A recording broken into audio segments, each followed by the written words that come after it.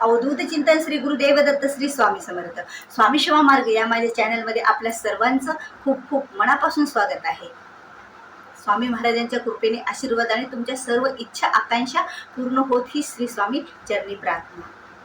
बघता बघता आपल्या ज्या दिवसाची आपण स्वामी भक्त आतुरतेने वाट बघतो तो दिवस म्हणजे आपल्या स्वामी महाराजांची जयंती, स्वामी महाराजांचा प्रगट दिन जो आलेला आहे आपला 10 एप्रिलला, म्हणजेच परवाला, म्हणजेच गुढीपाडव्याच्या दुसऱ्या दिवशी एवढा जवळ येऊन ठेपलेला आहे आपल्या स्वामींचा प्रगट दिन. आणि आपल्या स्वामी जयंतीच्या उत्साहात थाटात माटात तो दिवस आपण सर्वांनी ठरवलेला आहे की तो आनंदात आपल्याला साजरा करायचा आहे, स्वामींच्या आशीर्वाद प्राप्तीसाठी. आणि स्वामींचा एखादा म्हणजे जयंती आहे, स्वामींचा प्रगट दिन आहे, तर त्यामुळे आपल्याला उत्साहात आनंदात तो दिवस साजरा करायचा असतो. कारण स्वामी महाराजांचा कृपा आशीर्वाद तर मिळतो, पण आपल्या मनाला जो आनंद मिळतो तो वेगळाच असतो. कारण आपल्याला जी व्यक्ती म्हणजे आता स्वामी महाराज व्यक्ती नाही, स्वामी महाराज हे देव आहेत, साक्षात दत्त महाराजांचे अवतार आहेत. पण जी व्यक्ती स्वामीपर्यंत पोहोचते, स्वामीपर्यंत जाते, त्यांच्या जीवनामध्ये कुठलंही संकट असं राहत नाही. जेणे थोडासा वेळ लागत असेल, तुमच्या प्रारब्धानुसार, तुमचं जर प्रारब्ध असेल तर वेळ तर लागणारच असतो. पण स्वामी जर एकदा स्वामीने आपलं बोट पकडलं ना, आपला हात पकडला ना, तर स्वामी आपल्याला बरोबर आपल्या मुक्कामापर्यंत नेऊन पोहोचतात. फक्त विश्वास स्वामीवर ठेवायचा, स्वामीवरचा विश्वास हा डगमगू द्यायचा नाही. आता स्वामी जयंती जवळ आलेली आहे. स्वामी जयंती आपण त्या दिवशी थाटामाटात साजरी करणार आहोत. कुणी केंद्रात जाऊन करणार आहे, तर कुणी आपल्या घरामध्ये स्वामी जयंती साजरी करणार आहे, कुणी मठात जाऊन करणार आहे. जे आपल्याला जसं शक्य असेल, आपल्या यथाशक्तीप्रमाणे आपण ठरवलेलं आहे की आपल्याला स्वामी जयंती साजरी करायची आहे. मग आता आपल्याला स्वामी जयंती साजरी तर करायची. स्वामी जयंती ज्या वेळेला आपण साजरी करतो किंवा एखादी सेवा, भक्ती, व्रत, वैकल्य काहीही करतो, त्यावेळेस आपण आपले दोन्ही हात जोडून त्या समोरच्या देवतांना किंवा स्वामी महाराजांना आपण काही नाही तर काही मागत असतो. बघा, आपलं जीवन हे खूप अशा प्रश्नांनी भरलेलं आहे. आपल्याकडे खूप असे प्रश्न आहेत, खूप अडचणी आहेत, खूप इच्छा आहेत, खूप मनोकामना आहेत.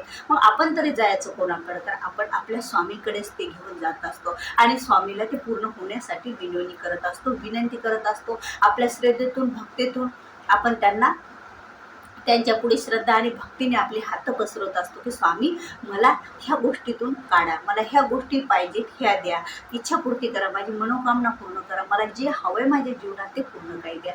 पण स्वामी भलेही आपण स्वामींना कितीही काही मागायचं, पण स्वामी जयंतीच्या प्रगट दिनाच्या दिवशी आपल्याला स्वामीला काही मागायचं नाही. बघा, कारण स्वामी जयंतीचा हा प्रगट दिन आहे. स्वामींना आपल्याला त्यांची भक्ती, निस्वार्थ भावनेने आपली सेवा, भक्ती, आपण जे काही करू, वाचन म्हणजे स्वामी चरित्र वाचन, जेवढं आपल्याकडून स्वामीची सेवा होईल भक्तीनं आणि श्रद्धेनं, ती आपण स्वामींच्या चरणी आपल्याला अर्पण करायची आहे. बघा, कारण त्या दिवशी आहे स्वामी जयंती, स्वामी महाराजांचा प्रगट दिन. आणि आपण स्वामी महाराजांना मागायचं नाही, तर आपण स्वामी महाराजांनी देणारेही आपण कोण आहेत, तेच आपल्याकडून सेवा करून घेत असतात.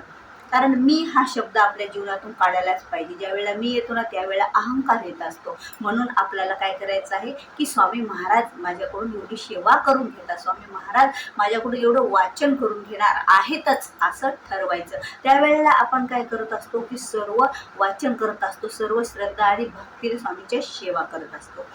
कधी आपण स्वामींच्या केंद्रात जाऊन स्वामींच्या चरणी आरती पण आपल्याला रुजू करायची आहे. स्वामींच्या मठात जा, केंद्रात जा, कुठेही जा, पण स्वामी जयंती थाटामाटातच आपल्या साजरी करा. बरं, स्वामी जयंती साजरी करताना जेवढा आपल्याला भक्ती आणि श्रद्धेतून जेवढा आपण स्वामीचं नामस्मरण करू, तेवढ्याच प्रकारे आपल्या मनाला पण एक वेगळ्याच प्रकारचा आनंद मिळत असतो. तो पण एक वेगळंच असं काहीतरी असतं की आपल्याला जन्मांतरीचं कोणीतरी भेटलेलं असतं आणि आपण त्यांच्या चरणी लीन होत असतो. मग त्यांच्या चरणी लीन झाल्याच्या नंतर आपण आपल्या मनोकामना, इच्छा, हे सर्व या जीवनातले कर्मच मागत बसायचं का? नाही, कारण ते तर स्वामी महाराज सोडवणारच आहे. तुझ्या सगळ्या इच्छा पूर्ण करणार आहेत, तुझ्या सर्व मनोकामना पूर्ण करणार आहे, सर्व सर्व सर्व तुझ्या मनासारखं होणार आहे. फक्त तुझा दृढ विश्वास हा स्वामीवर ठेव. स्वामीवरची भक्ती आयुष्यात कधीच कमी होऊ द्यायची नाही, स्वामीवरची भक्ती आयुष्यात वाढवतच जायची आहे. मग त्या दिवशी आपल्याला स्वामीला मागायचं तरी काय आहे? तर आपल्याला स्वामीला हात जोडून एवढंच मागायचं. बघा, एवढंच मागायचं आहे की हे स्वामीराया, माझ्या हातून, माझ्याकडून म्हणजे माझ्याकडून हे म्हणायचं नाही, पण तुम्ही माझ्याकडून एवढ्या सेवा, एवढी भक्ती, एवढं काही पूजन तुमचं आणि सर्व गोष्टी तुमच्या करून घ्या. कारण करता करू त्या तुझे स्वामीनाथा माझ्या ठेवरता मी पणाची नशेची. कारण एखादा कोणता दिवस कसा येईल मला माहीत नाही, पण तुमच्या चरणापासून मला दूर करू नका, तुमच्या भक्तीपासून मला दूर करू नका. तुमच्या भक्तीत, तुमच्या श्रद्धेत मला लीन होऊन जाऊ द्या. माझं आयुष्य हे सुगंधाप्रमाणे दरवळू दे या भक्तिमय वातावरणामध्ये.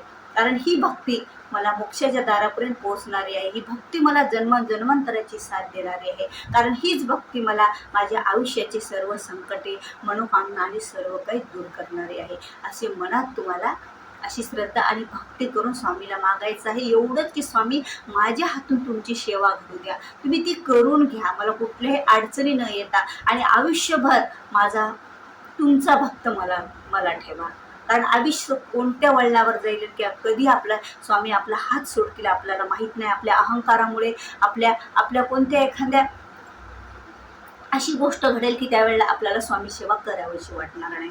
कारण बरेच असे मी सेवेकरी पाहिलेले आहेत की आत्ता येत होते केंद्रात, 15 वर्षे आले, 10 वर्षे आले, 5 वर्षे आले, त्यांनी स्वामींच्या सेवा केल्या. पण बरेच असे सेवेकरी आहेत की त्यांनी मध्ये स्वामींच्या सेवा सोडून दिलेल्या आहेत. त्यामुळे मला एकच सगळ्यांना कळकळीची हात जोडून विनंती आहे, मी असो, तुम्ही असो, कुणीही असो, जुना सेवेकरी असो, नवा सेवेकरी असो, आपल्याला फक्त स्वामींना हात जोडून एवढंच मागणं करायचं की स्वामी मला तुमच्या चरणाजवळ जागा द्या, मला तुमची भक्ती घडू द्या, तुमच्या चरणापासून मला कधी दूर ठेवू नका. आणि माझ्या मनामध्ये तुमच्या विषयीच्या श्रद्धा आणि भक्ती, पूजा, सेवा सर्व काय माझ्याकडून घडू द्या. आणि माझ्या जीवनातला, माझ्या आयुष्यातला वेळ हा तुमच्याच सरणी लागू द्या, तुमच्या भक्तीत लीन होऊ द्या, माझं आयुष्य हे सुगंधाप्रमाणे दरवळू द्या. हे असं स्वामीला आपल्याला त्या दिवशी मागणी करायची आहे. बघा का करायची? कारण ही जर तुम्ही स्वामींना मागणी केल्या तर आयुष्यभर तुम्ही श्रद्धा आणि भक्तीने तुमचं मन भरलेलं राहील.